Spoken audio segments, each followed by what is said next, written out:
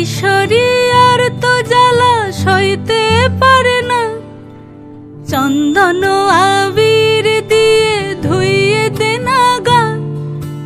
রাই কিশোরী আর তো জ্বালা সইতে পারে না, ঘোরে ব্রজের পথে পথে রং মিশিয়ে পিচকারিতে, ঘোরে ব্রজের পথে পথে রং মিশিয়ে পিচকারিতে, রং দেখে মুখ লুকালো